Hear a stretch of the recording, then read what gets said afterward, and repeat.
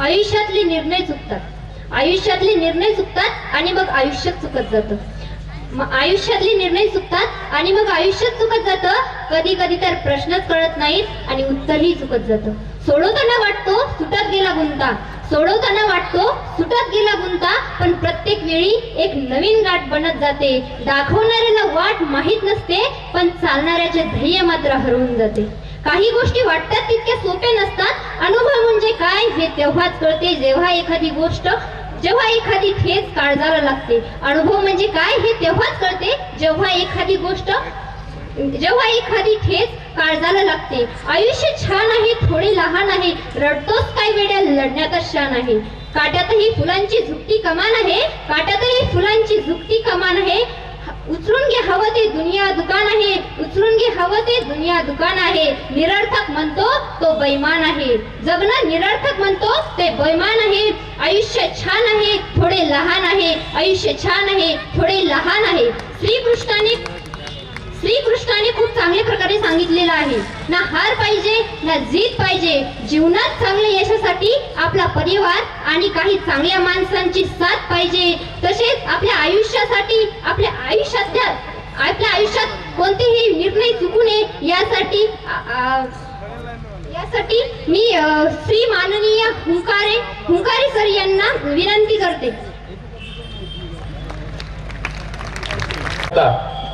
आणि सगळ्यात शेवटी माझ्या हाती विचारमंच आला आणि माझ्या हाती माईक आला. तेव्हा पहिला प्रश्न मी विद्यार्थ्यांना विचारला, लेकरांनो, व्याख्यानाच्या परिवर्तनाच्या सुरुवातीला पहिला प्रश्न तुम्हाला वास्तव आणि आभास यातला मला अर्थ समजावून सांगाल का?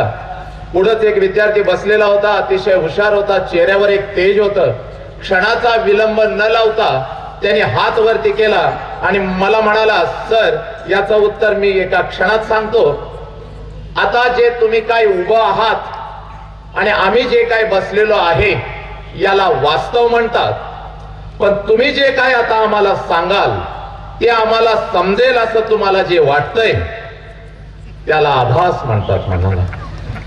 तर असा काही आभास तुमच्या मनामध्ये न आणता येणारा एक तास फक्त माझ्यासाठी, बहुजनांच्या अंधाऱ्या मृतप्राय जीवनात निर्भीड जगण्याचा सोनेरी किरण पसरविणारे, विजापूरच्या तख्ता समोर निमुटपणे झुकणाऱ्या नमणाऱ्या बेलगाम सरंजामदारांच्या बेबंदशाही विरुद्ध आवाज उठवणारे, सरंजामशाही कुलवंश परंपरा यांना नाकारून बहुजनांच्या अस्तित्वाचा झेंडा फडकवणारे, कल्याणच्या मुल्लायमेत सुभेदाराची सोन किंवा बेलवाडीच्या पाटलाची कन्या यांना मातृस्थानी लेखणारे, 17व्या शतकात सरंजामशाही विरोधात वादळ उभे करणारे, जनतेला बलिदानाची प्रेरणा देऊन बहुजनांचं स्वराज्य उभे करणारे, महान रचनात्मक प्रतिभेचा रणपुरुष, समर्पणशीलतेचे प्रत्येकारी प्रत्येक मातृभूमीचे असीम उपासक, सूर्यकुलातील सर्वश्रेष्ठ पुरुष,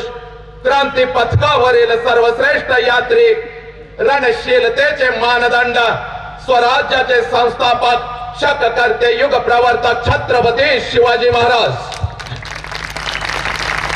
संपूर्ण स्वराज्याचे ज्ञानपीठ, विचारपीठ, प्रेरणापीठ म्हणजे महासाहेब जिजाऊ, स्वराज्याचे स्वप्न पाहून ते छत्रपती शिवाजी महाराज यांच्या मनावरती कोरणारे आमचे आबासाहेब म्हणजे शहाजीराजे भोसले, बुद्धिमान, पराक्रमी, अभ्यासू, जिज्ञासू, चारित्र्य संपन्न आणि छत्रपती शिवाजी महाराज यांनी तयार केलेले शिवराज्य, शिवनीती आणि शिवधर्माच्या रक्षणासाठी अखेरपर्यंत लढणारे आमचे शंभूराजे, शिक्षणाचे ज्ञानगंगा जनसामान्यांच्या घरापर्यंत, शिक्षणाचे ज्ञानगंगा जनसामान्यांच्या घरापर्यंत, गोरगरिबांच्या हृदयापर्यंत पोहोचवणारे आमचे महात्मा ज्योतिराव फुले, क्रांतीज्योती सावित्रीबाई.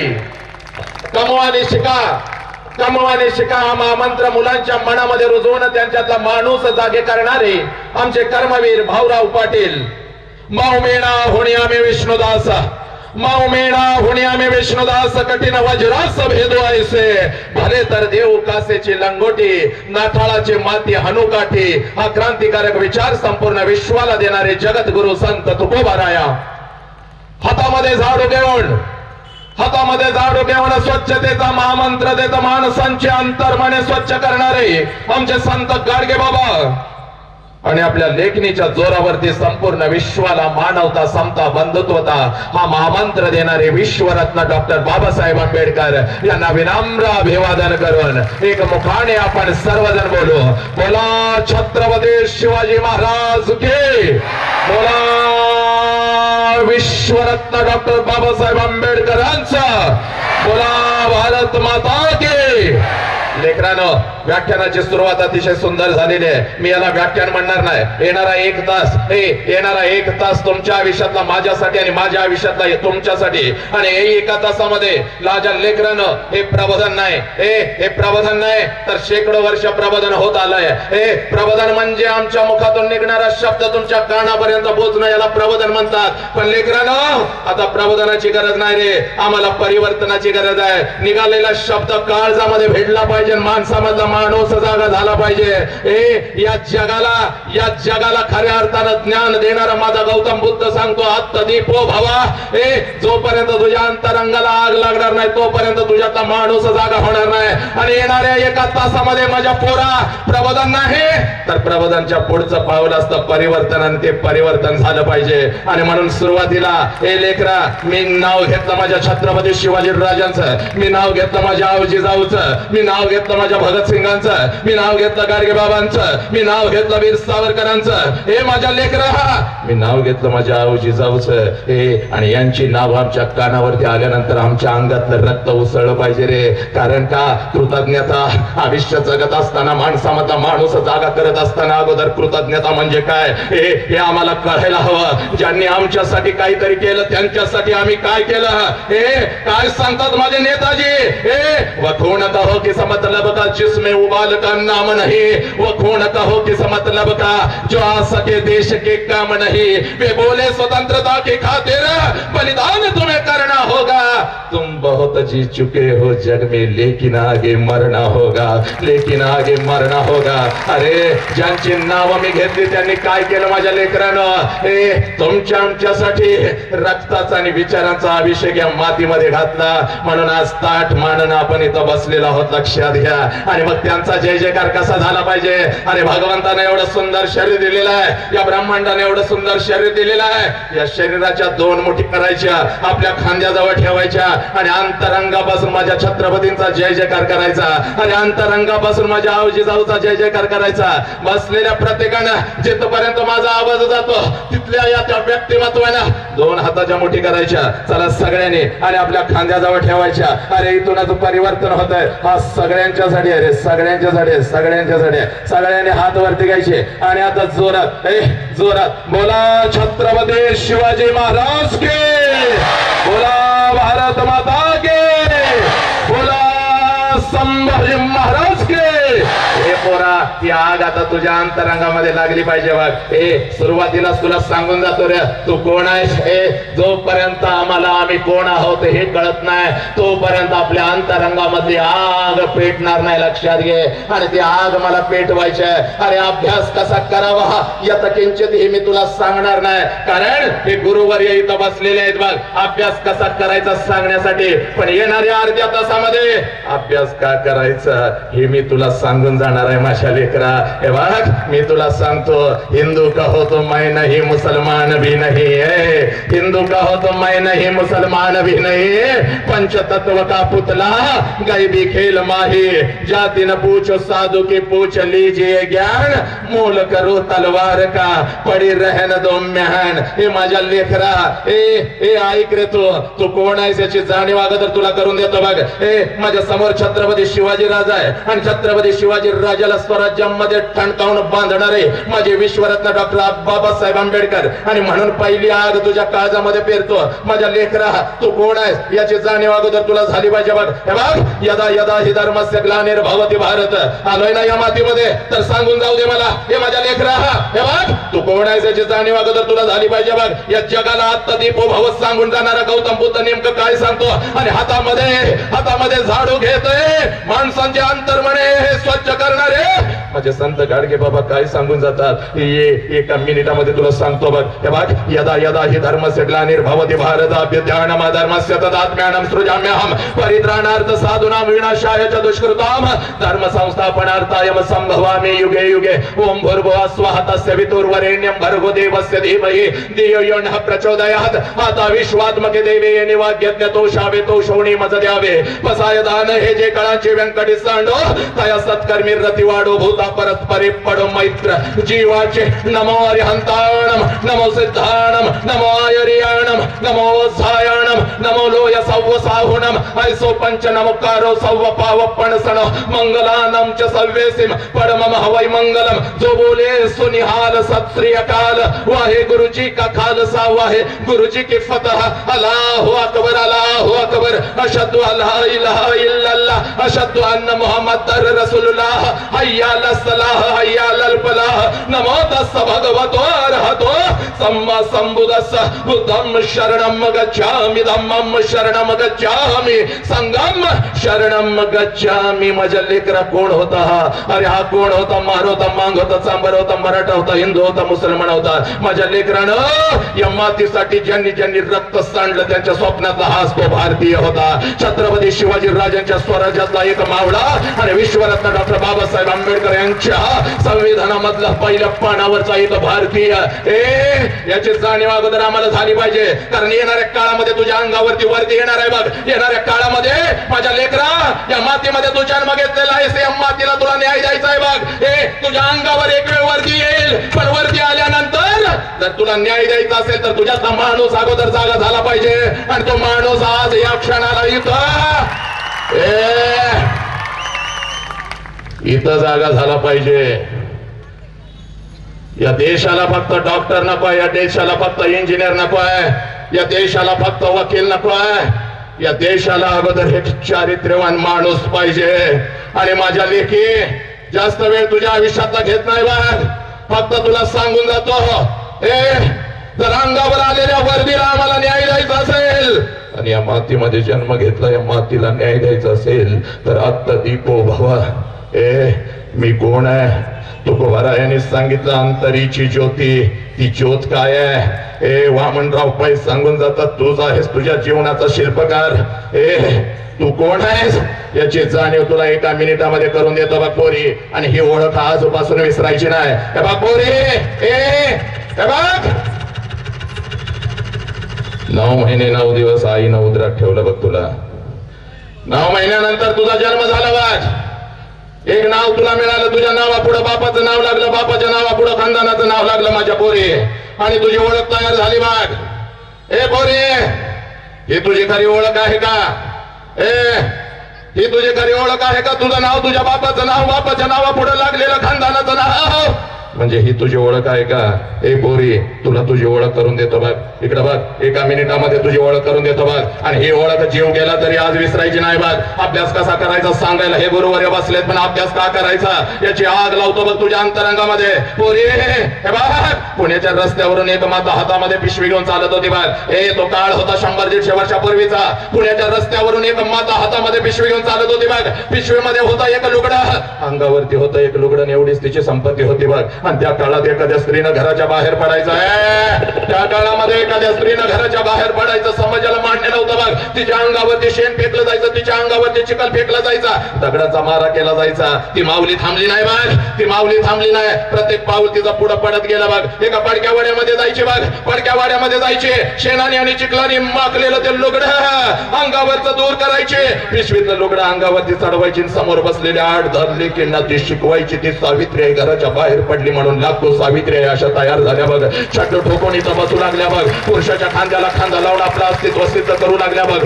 पोरी, तुझं नाव नंतर का, तुझ्या बापाचं नाव नंतर का, तुझं खानदान नंतर का, तू अगोदर सावित्री माई आहेस याची जाणीव तुला झाली पाहिजे बघ. तू एवढी स्वस्त नाहीस का कोणी यावं तुला फसवावं, प्रेमाच्या झाडात फसवावं, तुझ्या शरीराचा उपभोग घ्यावा आणि तुला भर रस्त्यामध्ये सोडून द्यावा.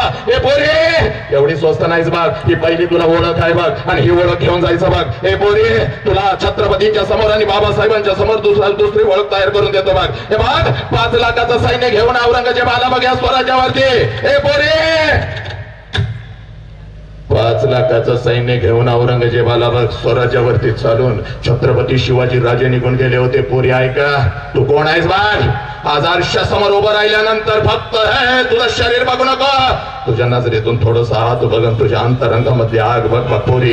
हे बघ, 5 लाखाचं सैन्य घेऊन औरंगजेबाला या स्वराज्यावरती छत्रपती शिवाजी राजे निघून गेलेले होते. संभाजी राजांचं बलिदान झालेलं होतं. संभाजी राजांचं बलिदान झालेलं होतं. राजाराम महाराज आम्हाला सोडून निघून गेलेले होते ना. औरंगजेबाला वाटलं आता हे स्वराज्य माझं आहे, हे स्वराज्य माझं आहे. पण नाही पोरी, एक रणचंडिका उठली, हातामध्ये तलवार घेतली, घोड्यावरती बसली आणि 5 लाखाचं सैन्य घेऊन आलेले औरंगजेबाला शेवटचा श्वास या मातीत घ्यायला लावला. तिचं नाव तारा राणी आहे. ती तारा राणी म्हणजे तू आहेस बघ पोरी. ती तारा राणी म्हणजे तू आहेस बघ. शील सत्यप्रियता शस्त्रप्रयोग, शील सत्यप्रियता शस्त्रप्रयोग, स्वराज्य स्वप्न विजय कांक्षा विजय लक्षणा विजय वर्धिनी, विजयांना बळ देणारी प्रेरिका, वाग चातुर्य गांभीर्य दक्षता मन धैर्य निर्भयता, कुल कन्या कुले धन्य महिता वय जगदंबा आदिशक्ती राष्ट्रमाता. आऊची जाऊ म्हणजे तू आहेस पोरी. आऊची जाऊ म्हणजे तू आहेस बघ. छत्रपती शिवाजी राजांच्या अंतरंगामध्ये फक्त एक विचार पेरला, राज आपलं स्वराज्य उभं करा. हे माझ्या लेकी, तुझी ताकद काय आहे तुला दाखवून देतोय बघ. आणि ही ओळख आता इथून पुढे कधीच विसरायची नाही बघ. एक विचार पेरला, आपलं स्वराज्य उभं करा. एक विचार पेरला, आपलं स्वराज्य उभं करा. एक विचार पेरला, आपलं स्वराज्य उभं करा. मध्ये मध्ये येऊ नका, इकडे चल, तिकडे ते मध्ये येऊ नको अजिबात. चल लवकर. अरे पाण्याची बाटली टाक खाली. काय मरत नाही एखादा असं कोण. एक विचार पेरला, राजा राजा आपलं स्वराज्य उभं राहिलं पाहिजे. राजा आपलं स्वराज्य उभं राहिलं पाहिजे. आणि माझा छत्रपती शिवाजी राजा आऊजी जाऊन विचारत होता, आऊ साहेब आपल्या स्वराज्याचा अर्थ आम्हाला समजावून सांगावा. त्यावेळेला माझे आऊजी जाऊ राजांच्या गालावरून हात फिरवत आपल्या राजाला म्हणते, राजा तेच आपलं स्वराज्य असू शकतं. राजा तेच आपलं स्वराज्य असू शकतं. ज्या स्वराज्यातली प्रत्येक स्त्री सुरक्षित असते तेच आपलं स्वराज्य असू शकतं. स्वराज्य उभं करा आणि स्वराज्यातल्या प्रत्येक स्त्रीला अगोदर सुरक्षित करा. रे पोरीनो ऐका ग, एक आई काय करू शकते, एक माता काय करू शकते, म्हणजे तू काय करू शकतेस. हे आऊजी जाऊन पेरलेला एक संस्कार होता. आणि जगाचा एकमेव राजा, ज्या राजानं स्वतःच्या स्वराज्याच्या स्त्रियांना तर आया बहिणीचा दर्जा दिलाच, पण शत्रूंच्या स्त्रियांना आया बहिणीचा दर्जा देणारा जगातला एकमेव राजा, ज्याचं नाव छत्रपती शिवाजी राजा. पोरांनो, ती माती आहे तुमच्या रक्तामध्ये. अरे अंडू पांडूची माती न भर. अरे दारूचा ग्लास हातात घेण्यासाठी हे आयुष्य नाही रे पोरा. नशा पाहिजे माझ्या राजाच्या सारखे. अरे 400 वर्ष होऊन गेली तरी या जगाची अजून नशा उतरेना. फक्त नाव घेतलं की नशा चढते. छत्रपती शिवाजी राजे. हे पोरी, हे ऐक, या राजाला जन्म देणारी म्हणजे जिजाऊ तू आहेस ग पोरी. अजून काय सांगू मी तुला. हे पोरी, त्या सावित्री माईच्या खांद्याला खांदा लावून, त्या सावित्री माईच्या खांद्याला खांदा लावून हे रात्रंदिवस मेहनत करणारी ती फातिमा शेख म्हणजे तू आहेस का पोरी. हे पोरा ऐक रे माझ्या लेकरा, तुला ओळख करून देतो बघ. कारण ही ओळख तू विसरायची नाही बघ. ही ओळख आम्हाला कळाली बघ. थोडीशी उशिरा कळाली, पण जेव्हापासून ही ओळख कळाली बघ, हे अंगातलं रक्त उसळतं बघ. हे बघ पोरा, 1999 पाकिस्ताननं आमच्यावरती हमला केला. कळायला पाहिजे रे. इतिहास फक्त परीक्षेत लिहिण्यासाठी नकोय आम्हाला. आम्हाला प्रत्येकाची जन्मतारीख माहिती आहे, मृत्यू कधी झाला माहिती आहे, पण त्यांच्या विचारांचं काय, विचारांचं लोणचं घातलं आम्ही. आम्ही फक्त 19 फेब्रुवारी साजरी केली, आम्ही 14 एप्रिल साजरी केली. पण त्यांच्या विचारांचा हे जागर कधी मांडला का रे पोरानो. प्रत्येक क्षणाला जागर मांडायचं असेल तर तुला तुझी ओळख करून देतो बघ एका मिनिटामध्ये. 1999 कारगिल युद्ध सुरू झालं बघ. पाकिस्ताननं आमच्यावरती हमला केला बघ पोरा. आणि सुट्टीला आलेला प्रत्येक जवान योद्धा धावू लागला युद्धभूमीकडे. एक जवान उठला, युद्धभूमीकडे धावत होता आणि आई समोर आली. पोरा अजिबात विसरू नकोस ना, या देशासाठी काय करावं लागतं, या मातीसाठी काय करावं लागतं बघ. तो जवान उठला बघ, तो जवान उठला बघ आणि युद्धभूमीकडे धावू लागला बघ.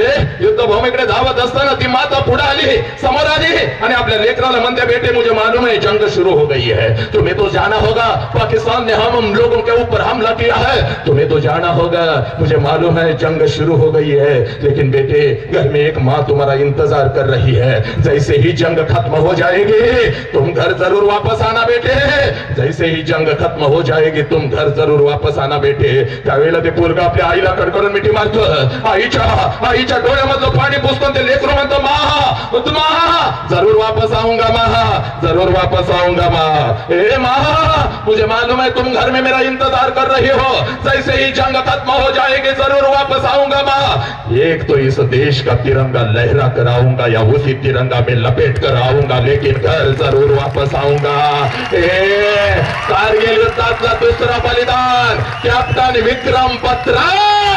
कॅप्टन विक्रम बत्रा म्हणजे तो आहेस रे पोरा, कॅप्टन विक्रम बत्रा म्हणजे तो आहेस पोरा. 12 वर्षाचं पोरग जालियनवाला बागेमध्ये जात. इंग्रजांनी गोळीबार केलेला असतो, रक्ताच्या थारोळ्यात माझा भारतीय पडलेला असतो, तिथं ते 12 वर्षाचं पोरग जात. रक्तानं मातलेली मुठभर माती हातात घेऊन पळत पळत घरी येत. त्यावेळेला ती आई विचारते, बेटे क्या है तेरे मुट्ठी में. त्यावेळेला ते पोरग आपल्या आईला माती दाखवत म्हणतो, माँ इस मुट्ठी में मेरे भारतीयों के खून से रंगी हुई मिट्टी है. अंग्रेजों ने गोलीबार किया और मैं उनका बदला जरूर लूंगा. आणि तेच 12 वर्षाचं पोरग वयाच्या 23व्या वर्षी इन्कलाब जिंदाबादचा नारा देत फासावरती जात, ज्याचं नाव भगत सिंग आहे. आणि पोरा तो भगत सिंग म्हणजे तू आहेस बघ. मग तुझ्या हातामध्ये तुझ्या हातामध्ये व्यसन करण्याचं कोणतंच माध्यम नको रे पोरा. ही तुझी ओळख आहे बघ. मृत्यूच्या दारात सुद्धा हसणाऱ्यांची ही माती आहे. जास्त वेळ तुझ्या आयुष्याचा घेत नाही रे. बघ मृत्यूच्या दारात हसणाऱ्यांची ही माती आहे. मिट गया जो मिटने वाला फिर सलाम आया तो क्या, दिल की बर्बादी के बाद उनका पयाम आया तो क्या. मिट गई जब सब उम्मीद, मिट गए जब सब ख्याल, उस घड़ी कर नामावर लेकर पयाम आया तो क्या. कौन जाने ये तमन्ना इश्क की मंजिल में है, जो तमन्ना दिल से निकली फिर जो देखा दिल में है. सरफरोशी की तमन्ना अब हमारे दिल में है. देखना है जोर कितना बसूए का दिल में है. या देशासाठी फासाच्या तख्ताकडे निघालेला रामप्रसाद बिस्मिल आणि शेवटच्या क्षणी आई भेटायला येते. त्यावेळेला आपल्या आईकडे ते लेकरू बघतं, डोळ्यामध्ये पाणी येतं. आणि डोळ्यामध्ये पाणी आल्यानंतर ती आई आपल्या लेकराला म्हणते, बेटे बेटे तुम्हारे आंखों में आंसू क्यों बेटे, तुम्हारे आंखों में आंसू क्यों. फांसी के तख्त पर अपने वतन के लिए लटकने वाला है, इसलिए तेरे आंखों में आंसू. बेटे तेरे आंखों में आंसू नहीं चाहिए, क्योंकि शेर कभी रोता नहीं, और एक शेरनी ने एक शेर को जन्म दिया है. शेर कभी रोता नहीं बेटे. त्यावेळेला ते पोरगा आपल्या आईला म्हणतं, मालूम है इस शेर को एक शेरनी ने जन्म दिया है. मेरा आखिरी वक्त है और मेरे आखिरी वक्त तुम मेरे सामने आई हो. तो मुझे आपको कहना इतना ही है माँ, अगला जन्म मैं वापस आपके कोख से लेना चाहता हूँ और अंग्रेजों के खिलाफ लड़ना चाहता हूँ माँ, क्योंकि इस शेर को वापस एक शेरनी के कोख से ही जन्म लेना है. पोरा आता फक्त सांगतो तेवढं ऐक. हे बघ ए पोरा, तुझा बाप म्हणजे एक वाघ आहे बघ. या क्षणापासून विसरायचं नाही बघ पोरी. तुझा बाप म्हणजे एक वाघ आहे, तुझी आई म्हणजे एक वाघीण आहे. आणि एका वाघानं आणि एका वाघिणीनं एका वाघाला आणि एका वाघिणीला जन्म दिलाय बघ पोरी. आणि तुझ्या बापाचा शेवटचा श्वास वाघासारखाच गेला पाहिजे, याची सगळी जिम्मेदारी या क्षणापासून तुझ्या खांद्यावर पोरा. मग तुला कळेल आता अभ्यास कसा करायचा आणि अभ्यास का करायचा पोरा.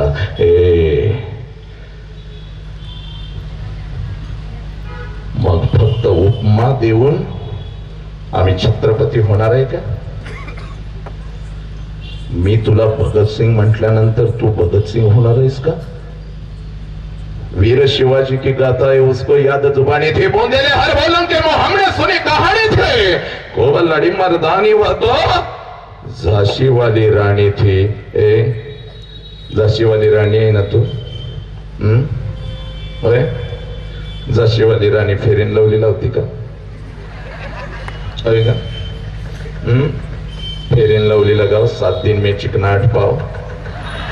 होय, तुला सांगू का, तू किती पण फेरीन लवली लाव आणि एकदा उन्हात न फिरून ये, हाय असं डुक्कर परत बघ, सौंदर्य येत नाही का? महाराष्ट्रावर नाही भारतभर फिरतो बघ, या 20 वर्षामध्ये 5000 व्याख्यानांची मांदियाळी मांडली, लेकरांच्या नजरेत नजर घालून बोललो, या दशकामध्ये पोर घसरली हो आमची, माझी पोर आहे, महाराष्ट्रातली नाही भारतातली माझी लेकर आहेत म्हणून जीव तुटतो ना माझा। 9वीचं पोरग रे, एवढं नालायक झालंय ना, त्याच्या आई बापाला काय सांगायला गेलं तुझं पोरग असाय तर त्याचा आई बाप लगेच काय म्हणतो, आमचा गाण्या तसा नाही, तुझा गाण्याच लय नालायक आहे, तुझ्या गाण्यानं अर्धी शाळेचं वाटोळ केलंय, 50 शिक्षकांच्या तोंडाला फेस तुझ्या गाण्यानं आणलेला आहे, तुझा गाण्या आपल्या मित्रांना काय म्हणतो माहितीये का? तिचा गाण्या आपल्या मित्रांना म्हणतो, ती माझी आहे, माझा तिच्यावर जीव आहे, आपला आयटम कडे कोणी बघायचं नाही, आणि त्या गाण्याची अंडरपॅन्ट फाटलेली आहे, अजून अंडरपॅन्ट बा घेऊन देतो, या गाण्याला हागायला बसल्यावर धुयाचं कळत नाही, एखादं कुत्र माग लागलं तर गाण्या न धुताच पळतो या, आणि गाण्या म्हणतोय ती माझी आहे, आपल्याला रात्रीची झोप येत नाही काय, वटवागळाची अवलाद आहे का बे? तुला मी भगतसिंग म्हणतो नालायक आहे, नालायक निघाले, आणि ह्या पुरी तुम्ही का थोबाड फोडेन मी, होय का?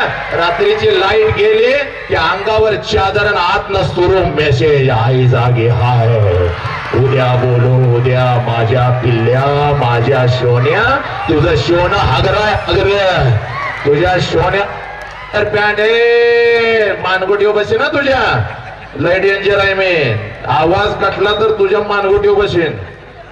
इकडे बघ काय काय, माझं शिवण माझं पिल्लू आहे का, थोबाड फोडेन माझं शिवण, आणि काय काय प्रेम झाले, आहा तेरे लिए चांद तोड के लाऊंगा, अरे अभ्यासिकेमधला गेलेला बल ह्याला घाला येत नाही नालायकाला, खुर्ची खाली येत म्हणते तेरे लिए चांद तोड के लाऊंगा, हे म्हणते हो माझं स्लोन थोबाड फोडेन, नालायक का रे? माझ्या लेकरानो, लेका इकडे बघ, ऐक रे, बघ इथे विश्वरत्न आहेत बघ, उगाच वाचायचं नाही बघ, विश्वरत्न माझे काय सांगतात ऐकून घे का पोरी, एका मिनिटामध्ये, जास्त वेळ माझ्याकडे नाही, इकडे बघ, अर्धा तास आहे ना माझ्याकडे, अर्ध्या तासात तुझ्या काळजा लागला होतो बघ, विश्वरत्न सांगतात बळी कोणाचा दिला जातो, बाबासाहेबांनी लिहून ठेवलेला आहे, तेवढं वाचा रे, काळजामध्ये आग लागू दे, बळी कोणाचा दिला जातो? बळी बकऱ्याचा दिला जातो, बळी कोंबड्याचा दिला जातो, वाघाचा आणि वाघिणीचा कधीच बळी दिला जात नाही। आयुष्यात वाघ होऊन जगायचं, अरे रस्त्यावरून जर कुत्रा आलं, हाड म्हणलं की इकडे पळतं, हाड म्हणलं की तिकडे पळतं, बकरं आलं कोंबडं आलं, दगड उचललं की दाही दिशेला पळतात, कुत्र्याला कोंबड्याला बकऱ्याला आपली दिशा नसते ना, आपलं अस्तित्व नसतं, पण त्याच रस्त्यावर जर वाघ आला तर सगळा रस्ता मोकळा होतो, जहां से भी गुजरे हमारे लिए रास्ता तयार है पोरांनो, हा वाघ तुमच्यामध्ये आहे, तुमच्यामध्ये आहे, अंतरंगामध्ये आहे, ऐक रे, हा जागा कर, सकाळी 4 वाजता उठावायला लागतं आणि उठवावं यायला लागतं आम्हाला कोणीतरी, तुला रात्रभर झोप लागतेच कशी पोरा, जोपर्यंत घामानं भिजत नाहीस तोपर्यंत तुला झोपता येणार नाही, जोपर्यंत तू तुझ्या आयुष्याला न्याय देणार नाहीस, लक्षात घे, आणि तुला हात जोडून सांगतोय बघ, फक्त हसवण्यासाठी मी इथं आलो नाही, बघ आई बापाच्या कष्टाचं पांग फेडण्याची हीच ती वेळ आहे बघ पोरी, हीच ती वेळ आहे पोरा, हीच ती वेळ आहे, आता नाही तर परत नाही बघ, बघ एका मिनिटामध्ये ज्यांना बाप कळाला त्यांनी यशाचा झेंडा काढला, माझ्या आऊजी जाऊन माझ्या राजाला घडवलं, पण माझा राजा कोणाच्या पोटी जन्माला आला होता हे अगोदर ऐक बघ, एका मिनिटामध्ये तुला सांगतो बघ, दानवीर दयावीर धर्मवीर युद्धवीर दानवीर दयावीर धर्मवीर युद्धवीर महान ओजस्वी तेजस्वी राजनीती जाणकार महावीर महाभाऊ महाबली बलिया तोल बली सुलक्षणी वाऱ्याप्रमाणे वेगवान गरुडासारखी नजर दाक्षिणात्य शावर्मा क्षत्रिय शहाजीराजे भोसले यांच्या पोटी आलेलं हे रत्न होतं बघ आणि यांच्याच पोटी आले माझे संभाजीराजे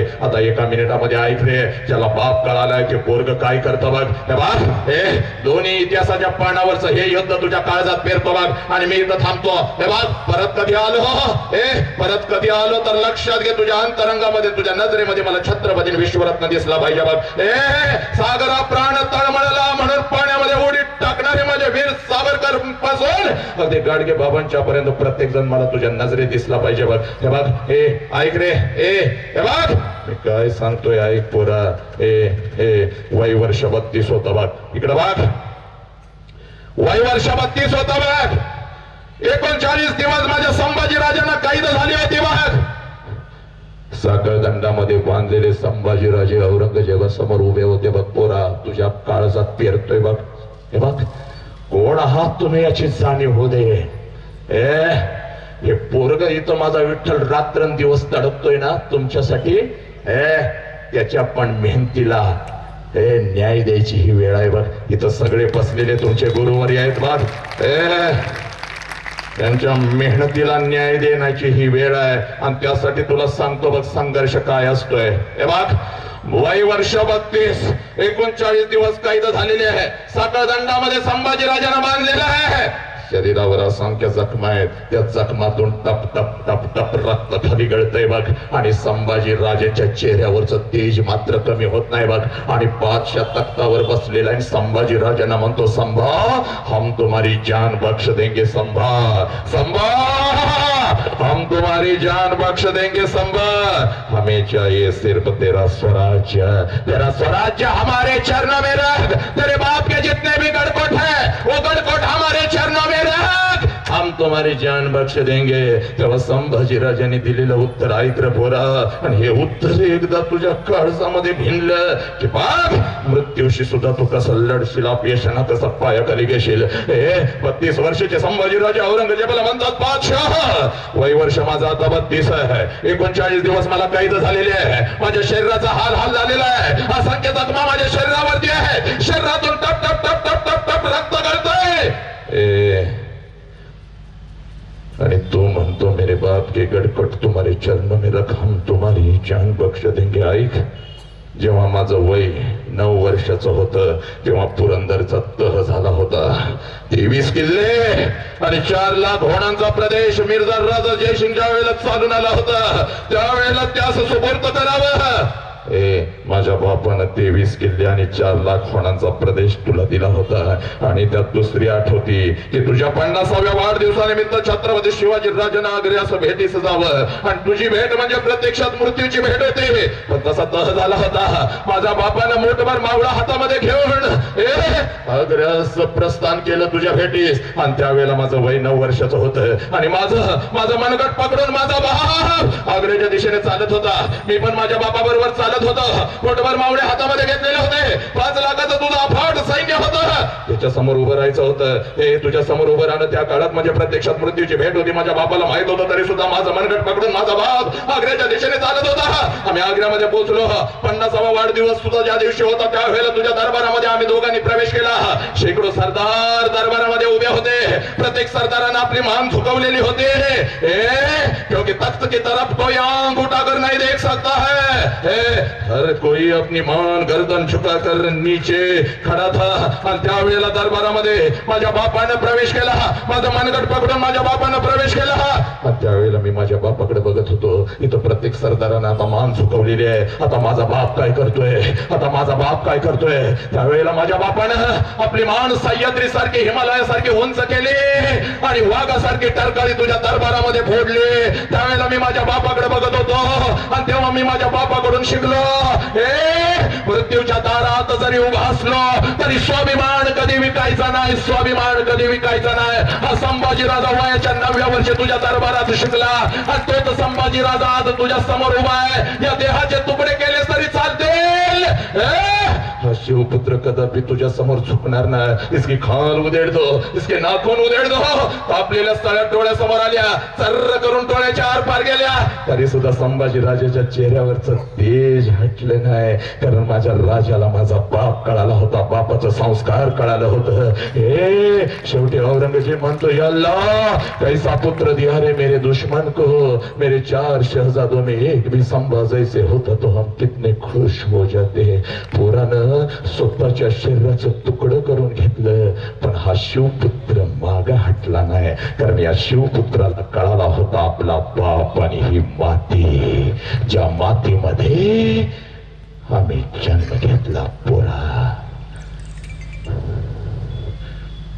तुला तुझा बाप कळालाय का पोरी?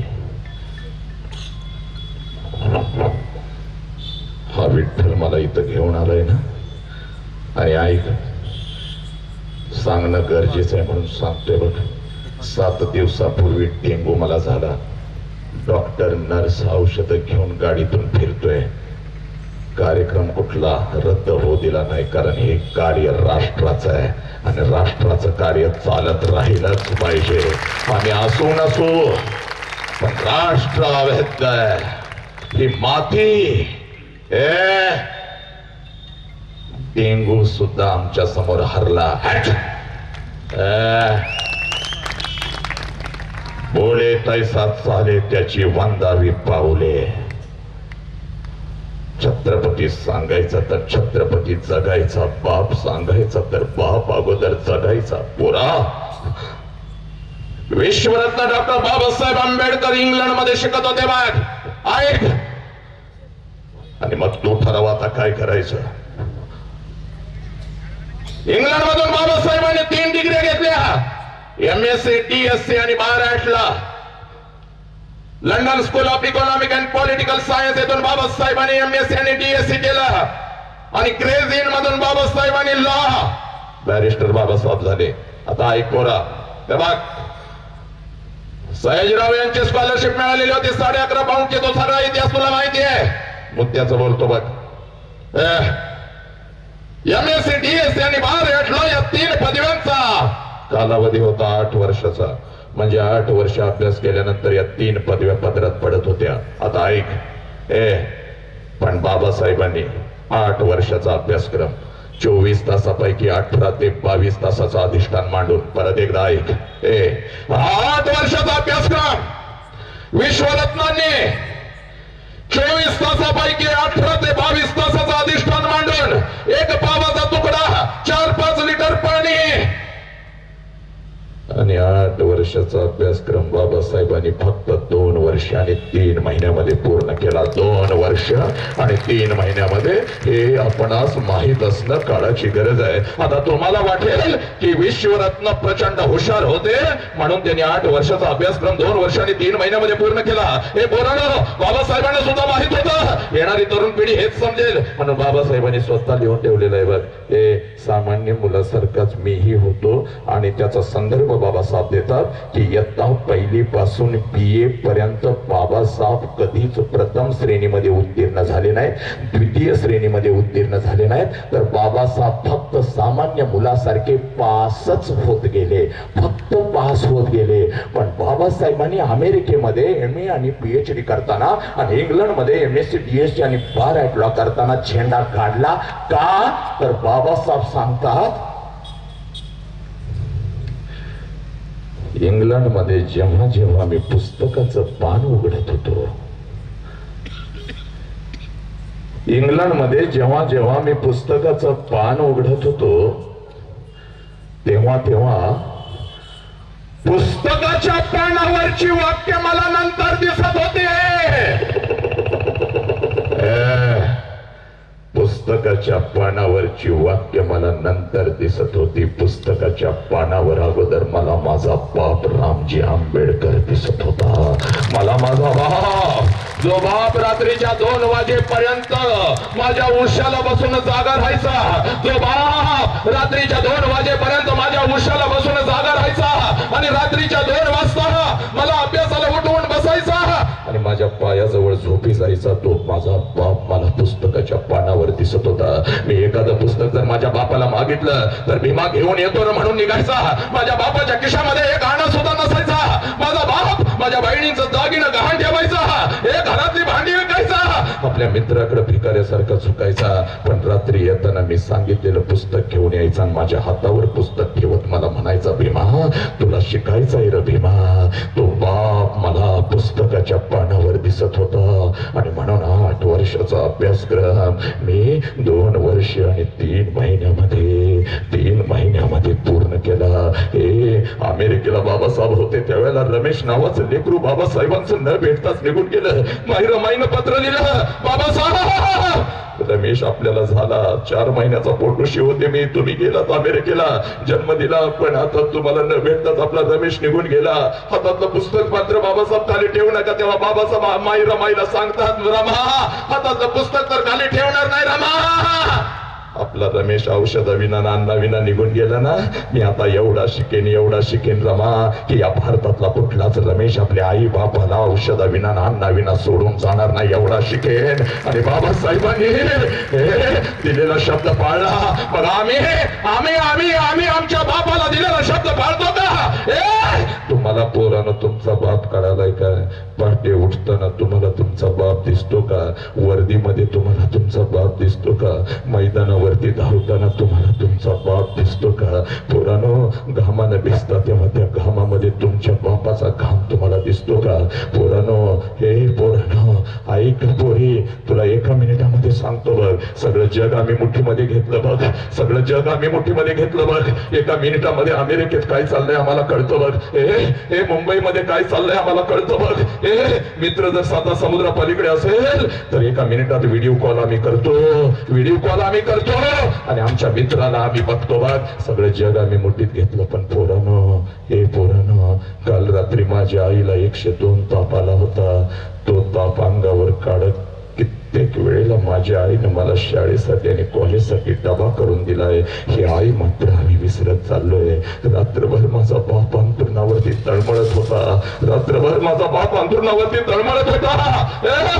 माझ्या बापाची कंबर दुखत होती, माझ्या बापाचं डोकं दुखत, तरी सुद्धा सकाळी उठून माझा बाप आमच्यासाठी कामाला गेला. हा बाप मात्र आम्ही कुठेतरी विसरत चाललोय. पोरीनो सगळं जग आम्ही मुठीत घेतलं, पण ज्या बापानं आम्हाला जन्म दिला तो बाप आम्ही कुठेतरी विसरत चाललोय. म्हणून हात जोडून सांगतो बघ, आणि मी इथं थांबतो, जास्त वेळ तुझा घेणार नाही. हे बघ पोरी, आज घरी जायचं बघ पोरी, सुट्टीला घरी जायचं बघ पोरी. इथं राहतेस ना हॉस्टेलला, जेव्हा घरी जाशील ना पोरी तेव्हा एक काम कर बघ पोरी. एक काम कर बघ पोरी. पोरा एकच काम कर बघ. बाप समोर आला की अगोदर बापाला कडकडून मिठी मार बघ पोरी. बापाला कडकडून मिठी मार बघ पोरी. बाप आला की बापाला कडकडून मिठी मार पोरी. बापाला कडकडून मिठी मार. कारण तुला सांगतो बघ पोरी, बघ पोरी, बापाची किंमत त्या पोरीला विचार, बापाची किंमत त्या पोराला विचार, ज्याचा बाप लहानपणी निघून गेलाय बघ. हे बघ पोरी, तुझा बाप सणासुदी दिवशी जेव्हा तुझा हात पकडून कपड्याच्या दुकानात तुला घेऊन जात होता, पोरा ऐक रा, हे सत्य आहे. कुठल्या पुस्तकामध्ये तुला वाचायला मिळणार नाही बघ पोरा. लहानपणी जेव्हा तुझा बाप तुझा हात धरून कपड्याच्या दुकानात घेऊन जात होता तेव्हा सगळं कपड्याचं दुकान तुला तुझं वाटत होतं, कारण तुझ्या पाठीमागं साला तुझा बाप उभा आहे. असा बाप उभा आहे. त्या बापाला जाऊन मिठी मार बघ, तेव्हा तुझा बाप काय म्हणेल मी तुला आत्ताच सांगतो बघ. तुझा बाप म्हणेल, पोरी काय झालं ग, अकॅडमीत कोणी काय बोललं का पोरी, का रडतेस का पोरी, तुला काय हवं का पोरी, पैसे मागितले का पोरी, काय झालं पोरी, मैत्रीण काय बोलली का पोरी, एखादा विषय गेलाय का पोरी, का रडतेस.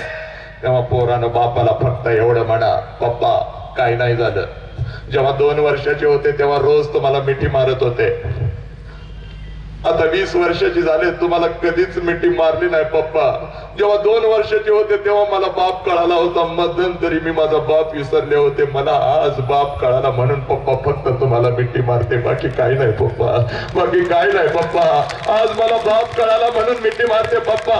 पप्पा, ज्या विश्वासाने तुम्ही मला पाठवलेला आहे घराच्या बाहेर पप्पा, तो तुमचा विश्वास मी सार्थ करणार पप्पा. बघ तुझ्या बापाची बीपीची गोळी बंद होते की नाही, बघ तुझ्या बापाची साखर नियंत्रणात येते की नाही गोळी. बापाला फक्त मिठी मार घ्या, कारण दुकानात ज्या वस्तूला तू हात घालत होतीस ती वस्तू तुझी होत होती, कारण तुझ्या पाठीमाग तुझा बाप होता. तुझ्या पाठीमाग तुझा बाप उभा होता. आणि पोरी, हे ऐका पोरी, हे बघ, आणि बिना बापाचं पोरग, बिना बापाचं पोरग कुठल्या तर झाडाखाली उभं राहतं बघ पोरी, पोरा, आणि तुमच्या अंगावरची नवीन कपडे बघतं बघ, आणि त्या पोराला वाटतं साला माझा बाप असता तर माझ्या अंगावर सुद्धा अशीच नवीन कपडे चढली असती. माझा बाप असता तर माझ्या अंगावर सुद्धा अशीच नवीन कपडे चढली असते. पोरीनो, पोरानो, विचारा बापाची किंमत त्या पोराला. जे पोरग कधीच इयत्ता 1ली पासून 12वी पर्यंत सहलीला गेलं नाही, विचार तुझ्या त्या विठ्ठलाला बापाची किंमत. विचार या वसंत करेला बापाची किंमत. आज महाराष्ट्र नाही तर भारत, टाळ्यांचा कडकडाट तर तो सर आलं. गाडी निघाली की पुढे 2 गाड्या, मागे 2 गाड्या. पण त्या टाळ्यांच्या कडकडाटामध्ये मला माझ्या बापाची टाळी कधीच ऐकायला मिळत नाही, कारण माझा बाप मला लहानपणी सोडून गेला पोरीनो. घरी गेल्यानंतर वाटतं बाप पळत येईल मला मिठी मारेल, माझा वाघ आला. करोडो रुपये जरी आज ओतले तर माझा बाप येणार नाही बघ. म्हणून तुला सांगतोय बघ, बापाच्या कष्टाला न्याय दे बघ पोरी.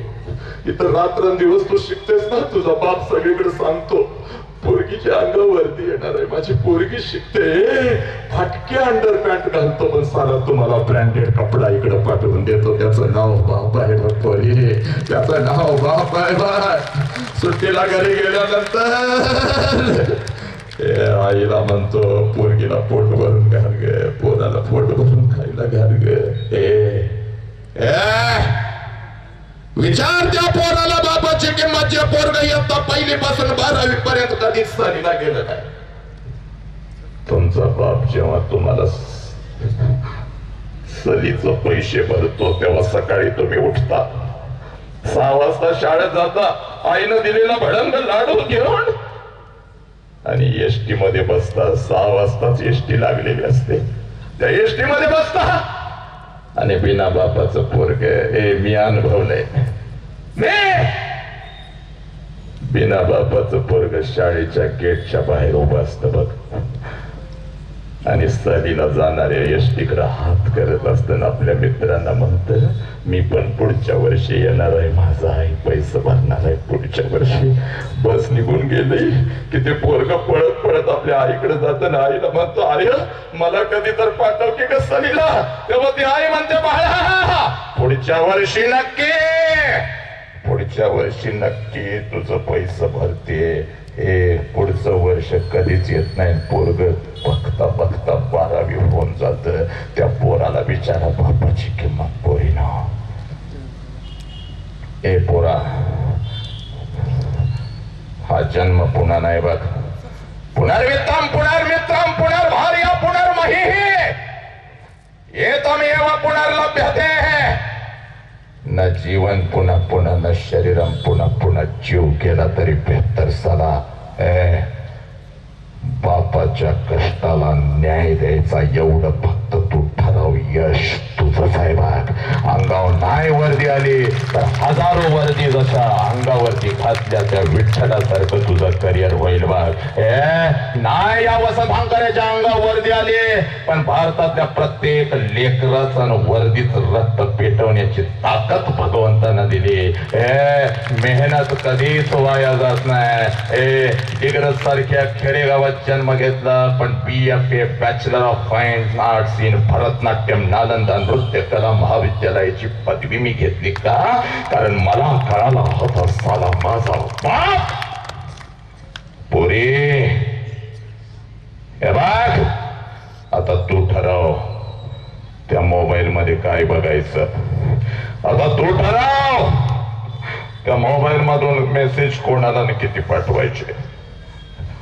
कारण हे बघ, तुझ्या हातात आलेला मोबाईल, आईला जेव्हा म्हणालीस ना मम्मी मला मोबाईल पाहिजे नाही तर मी अभ्यास करणार नाही, बघ रात्री बाप आला, भूक लागली होती, बापाला जेवाय बसला, एक घास तोंडात घातला ना आई हळूच म्हणाली अहो पोरगीला मोबाईल घेऊन द्यावा लागेल. तोंडातला घास काढता येत नाही पोरानो, म्हणून गिळला आणि भरलेल्या ताटावरून हातातला घास ताटात टाकत तुझा बाप उठला आणि एका मित्राकडे जाऊन म्हणतो माझ्याकडे 15,000 रुपये आहेत, एक 10,000 रुपये उसणं पाहिजेत, पोरगीला मोबाईल घेऊन द्यायचा आहे. तुझ्या मोबाईल साठी तुझा बाप त्याच्या मित्राकडे भिकाऱ्यासारखा झुकलाय पोरी, भिकाऱ्यासारखा झुकलाय. मग त्या मोबाईल मध्ये आता काय बघायचं, त्या मोबाईलचा वापर कसा करायचा हे तू ठरव. हातात मोबाईल आला आणि ज्या नालायक हिरोईनने दारू कशी प्यायची, बलात्कार कसा करायचा, प्रेम कसं करायचं, पळून कसं जायचं ते आम्हाला शिकवलं. त्यांचे फोटो स्क्रीनवर तुम्ही नायक आणि आदर्श म्हणून ठेवता, पण जो बाप तुझ्यासाठी नागडा आणि उघडा राहिला त्या बापाचा त्या आईचा फोटो स्क्रीनवर ठेवायला तुम्हाला लाज वाटते.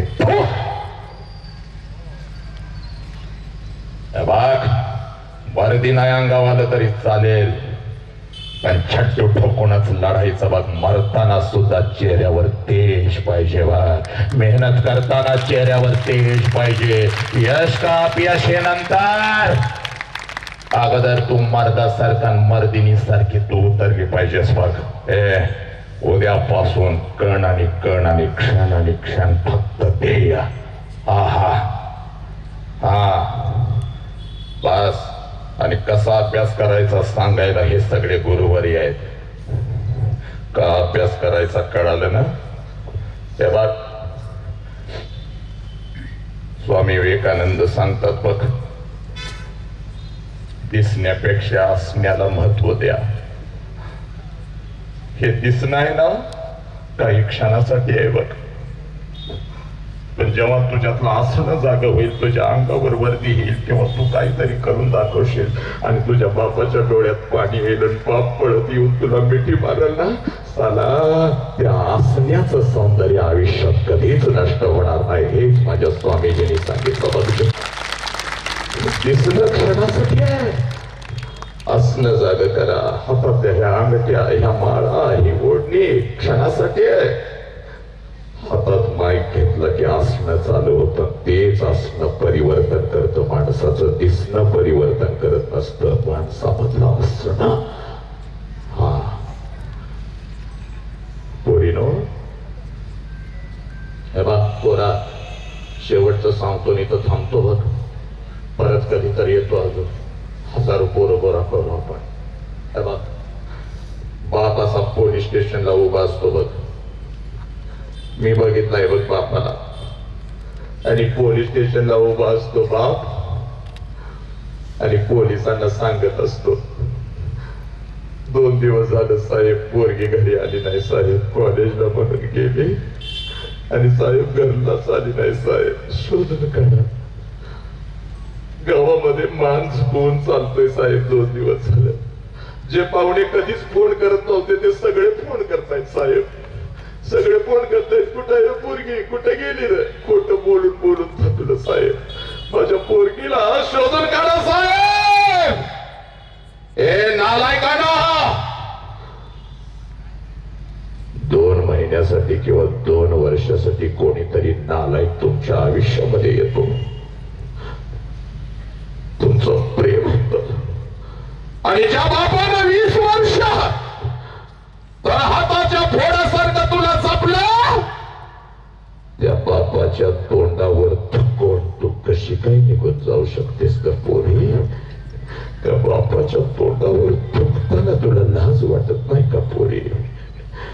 जो पोरगा तुझ्या आई बापाच्या तोंडावर थुंकून तुला घेऊन जातो तो पोरगा तुझ्यावर कधीच प्रेम करू शकत नसतो. ती नामर्दाची औलाद आहे, लक्षात ठेव. तो तुझ्या बापासमोर छट्टू ठोकून उभा राहतो आणि अंगावरती आले मला तुमच्या पोरीशी लग्न करायचं आहे म्हणतो. तो खरा मर्द आहे बा. ए पोरा,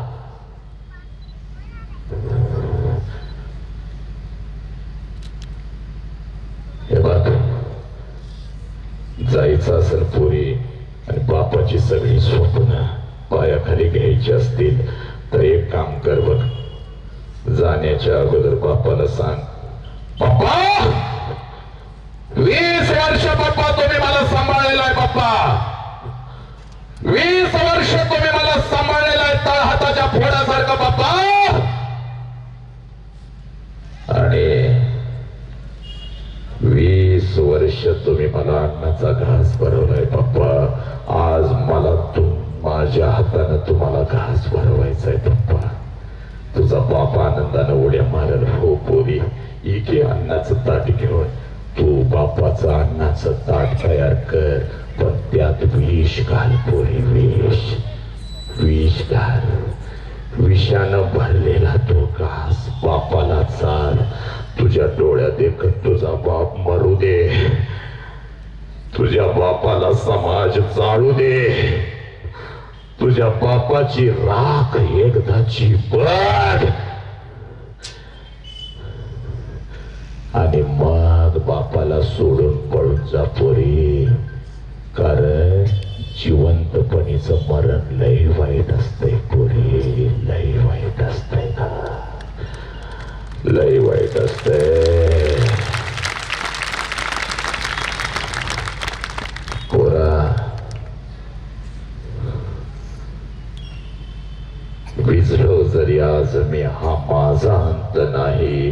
पेटेन पुन्हा पुन्हा नव्याने हे सामर्थ्य नाशवंत नाही.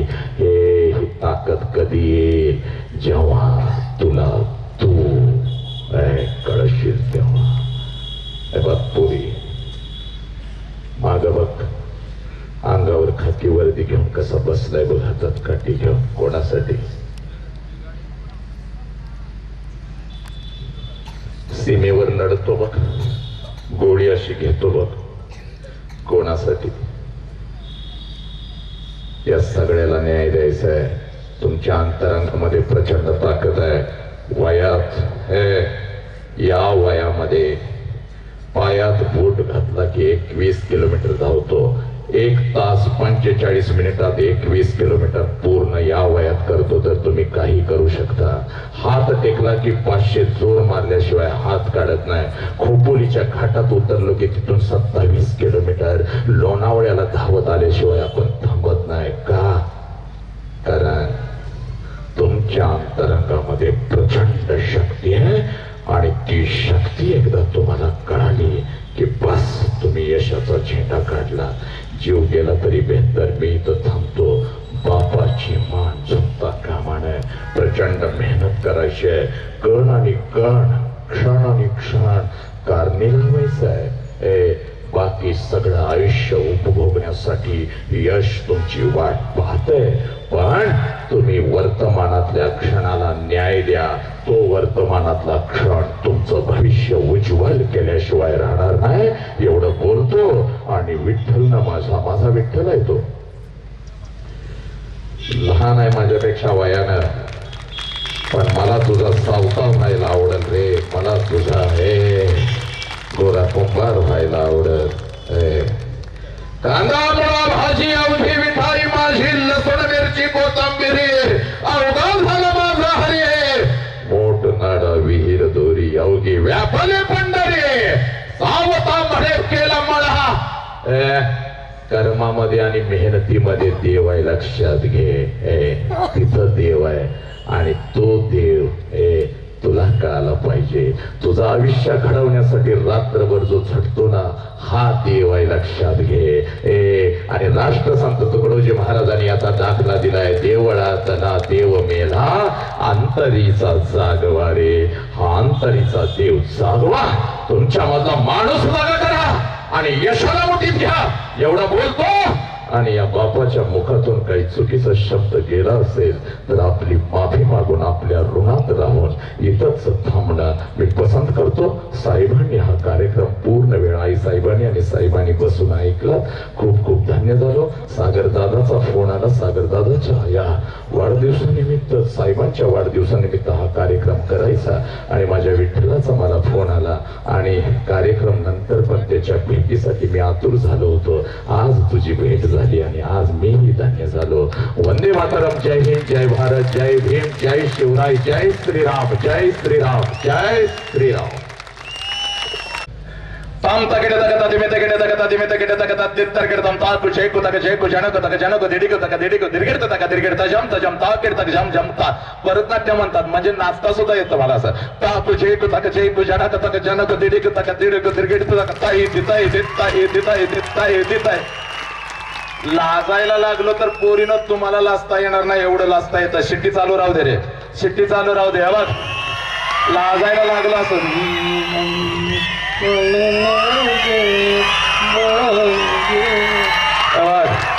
म्हणजे तसा मी नाही, मी ओरिजिनलच आहे. ही बघ कला आहे. या रावजी तुम्ही बसा भाऊजी. कंबर कशी हालत्या कशी मी राखो तुमची महर्षी तुम्ही. पण आता ही कला गेली आणि आता कसं नसत्यात या रावजी बसा भाऊजी होत. 150 टनाचा मोदळा जर इथं बसला तर मरशील फुकट. ही कला आहे. पण या कलेच्या माध्यमातून मनोरंजन होतं, पण मनोरंजनाच्या माध्यमातून परिवर्तन झालं पाहिजे. म्हणून या विचार मंचावर आलेला तुमचा हा बाप आहे. या बापाला फक्त आशीर्वाद द्या. हा बाप भारतातल्या प्रत्येक लेखीपर्यंत पोहोचल्याशिवाय राहणार नाही. वंदे मातरम. जय हिंद, जय भारत, जय भीम, जय शिवराय. छत्रपती शिवाजी महाराज की, डॉक्टर बाबासाहेब आंबेडकरांचा. आणि एकदा पहिले